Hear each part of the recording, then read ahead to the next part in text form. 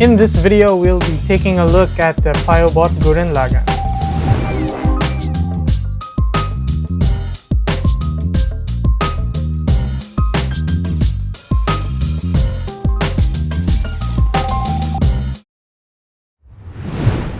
This Gurren Lagann model kit is made by Plaiobot, a line of plastic model kits from Sentinel, a Japanese toy and model company. The usual Gundam model kits I review on this channel are made by Bandai, so this being designed and manufactured by a different company, I'll be mentioning some things that I think Plaiobot does differently from Bandai in terms of designing their model kits. Taking a look at the box, we have a great piece of box art. I'm not sure if this is actually from the anime because it looks much more detailed than I remember. We can see on the top it says Plastic Model Kit X Riobot, so Plaiobot probably just means it's the Plastic Model Kit robot figure line. The top of the box has a picture of the Gurren Lagann kit in a clenched pose. The bottom of the box shows the Gurren Lagann kit in a ready for action kind of pose. This side of the box showcases the built kit and what it can do. We can see here some poses with different hand parts and other different accessories like the boomerang shades, the drill hand, and the backpack. Something different that we don't see with Bandai kits is this on the underside of the box. We have another box art which is a picture of the actual kit. I think it would have looked a lot better if the sparkly light stuff was in the green spiral energy color. I think that's a lost opportunity there. And on this side of the box, we have a lot of the legal obligation stuff, I suppose. Opening the box, we have the manual here, which is also packed in a plastic pouch. And just like other model kits, runners are all packed in plastic pouches.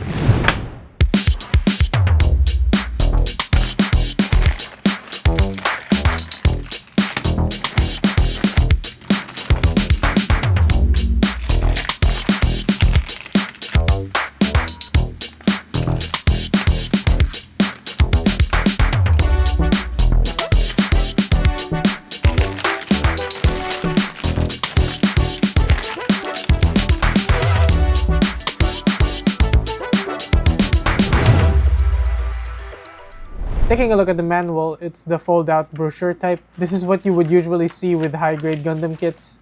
Not my favorite, just because it's not as convenient as the booklet ones that master grades come with. I just find it easier to flip through the pages with those. We have some featured poses, a sticker guide, a parts list, some tips for building this model kit, and finally the instructions. Doesn't seem to be that long of a build, but that also doesn't necessarily mean it's easy. Anyway, let's go over the runners.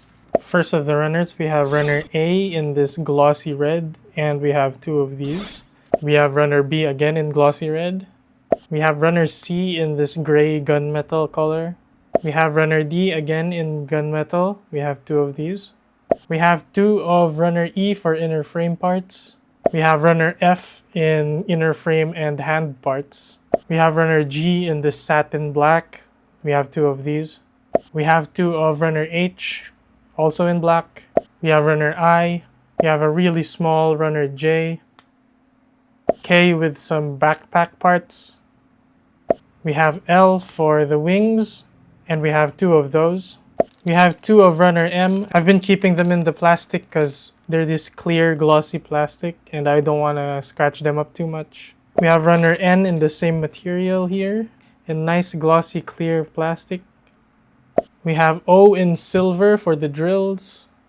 We have P for more silver drill parts. We also have these pre-painted parts for the chest and the face, although this one isn't really painted.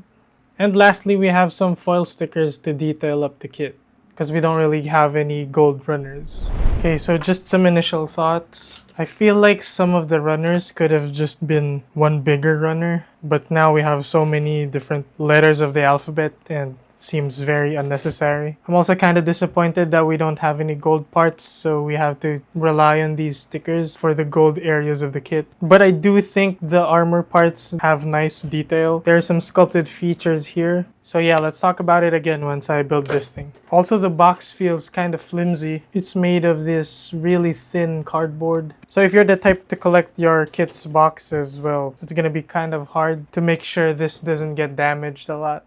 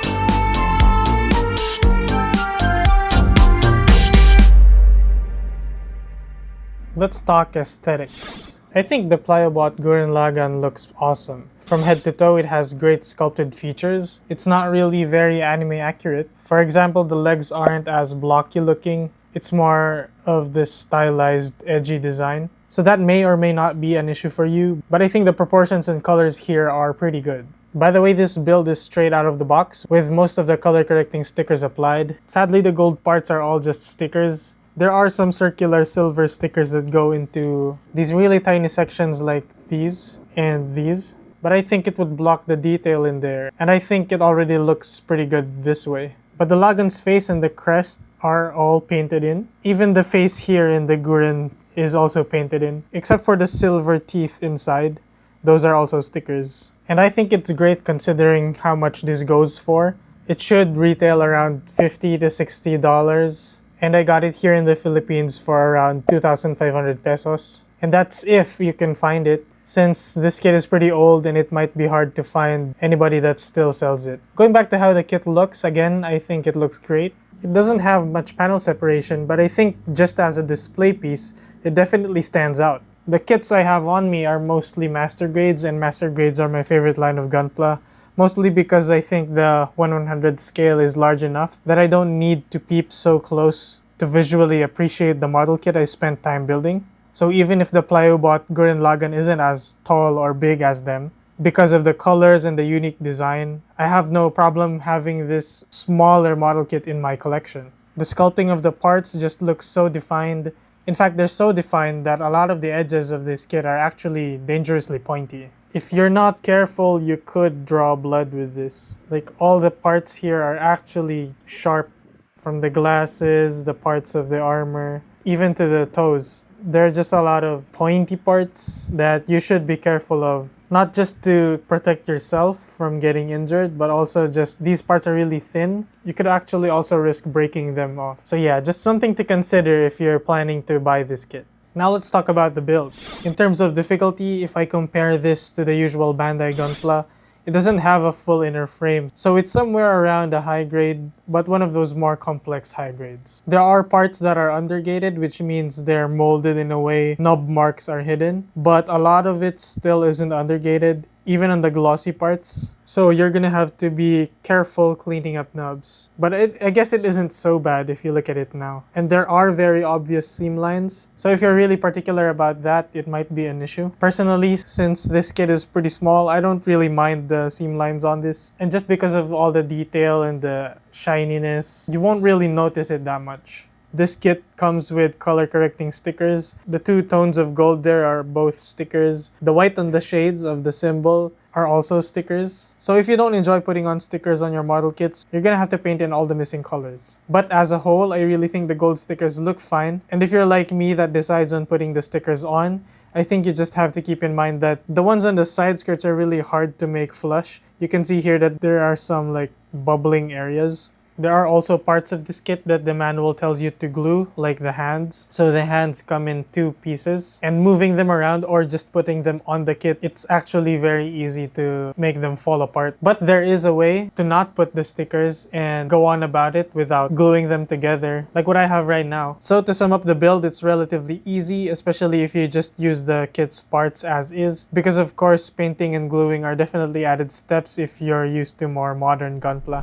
Okay, so this kit comes with a few extra parts and accessories. We have here a lot of optional hands. We have some pointy hands, some grabby hands for the Shades boomerang, and we have two of those Shades boomerangs. I just haven't cut this one off yet. I haven't really thought of using it. We have expressive open palm hands. We also have this wrist drill weapon thing. One of them's already on the kit here. Looks pretty cool, but it is kind of hard to put it there. I only put one, and I don't think I'll ever remove that, at least anytime soon. And again, we have some stickers. Didn't use these silver circular ones. We also have this extra face, which isn't painted. The one on the kit comes already painted, and I think this is in a screaming expression. Yeah, I don't see myself painting this in, at least not soon. It's good that you get the option. This kit also comes with two different sizes of drills.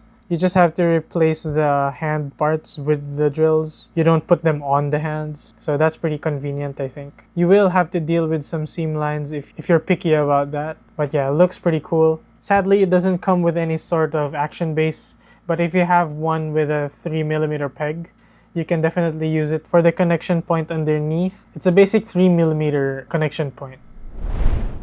Let's go through the articulation. Now this is kind of tricky at first because most of the joints are tight, so you have to be gentle enough not to break anything. And if you're like me and choose not to glue the parts that the manual tells you to glue, you have to be careful of those falling apart too. But with enough fiddling around, I'm sure you'll get used to how this thing moves. You really just have to be careful. Starting with the head, there are 2 ball joints at the base of the head and the base of the neck. So you can get it pretty far forward and down, and pretty far forward and up, so it's pretty easy for flying poses. So because they're ball joints, of course, you can twist it all the way around like so. Just to get this out of the way, this shoulder flap is on a hinge, and it's also on this circular moving part, but it's pretty tight, so that's something that I don't actually move around when I pose this kit. And you can see here the part that this shoulder armor connects on is on a similar kind of circular moving part. The shoulder is a ball joint, so that's pretty easy to move around. You can also move it all the way around if you just fiddle with it enough. I'm not gonna do that here, but you could. It goes all the way up like so. I'm pretty sure you can make it work to go a bit higher if you move around the shoulder armor. That's about it for how much I care about moving it upward. Upper arm is on a peg, so it swivels this way. There's another peg for the lower arm here at the elbow, so you can also swivel that independently. So that's pretty unique. You don't usually see that with Gundam model kits. So that peg right there also hinges like so. So that much. And then inside the forearm, you can also hinge this way.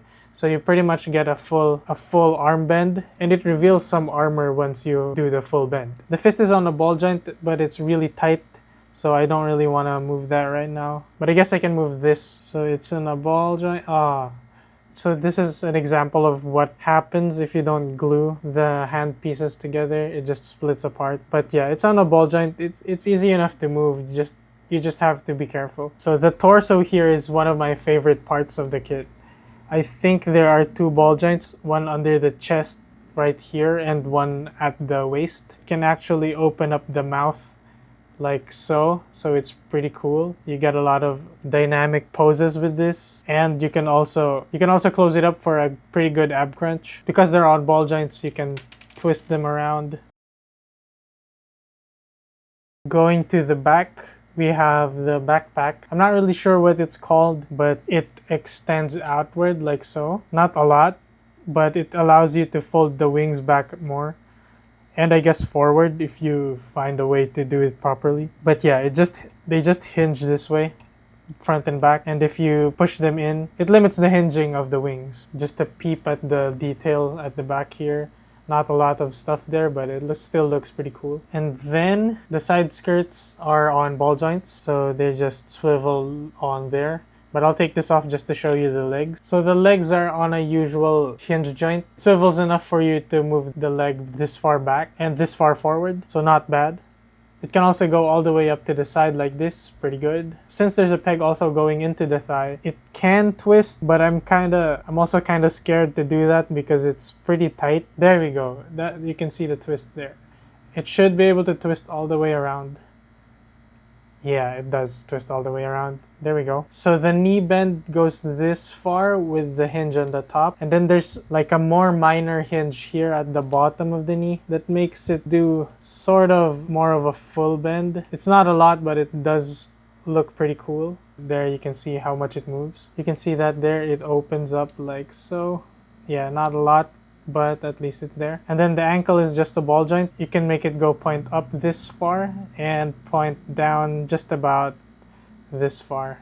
And since it's a ball joint, of course, you can swivel it. So the articulation is pretty basic, but what it has, it does really well. And it's really going to give you a lot of posing options. Given all the points of articulation and the amount of accessories this kit comes with, it's pretty easy to get this into pretty impressive poses. Like a lot of dynamic poses out of this thing. And if you have a spare action base laying around, you can get even more dynamic with your posing. Just remember to be careful when you're bending the joints, since most of them are really tight. And if you decide not to glue the parts like me, you'll have to figure out how to handle the kit without letting those pieces fall apart. And yes, it is possible, since I've been able to shoot all the poses in this video without gluing anything. So some final thoughts. The Plaiobot Gurren Lagann is fairly easy to build at a fairly decent price. It looks really cool, has some great accessories and articulation. I think the only things that would hold back a model kit builder that's also a Gurren Lagann fan would be the stickers and the gluing. Maybe even the seam lines, if you're really picky about that, because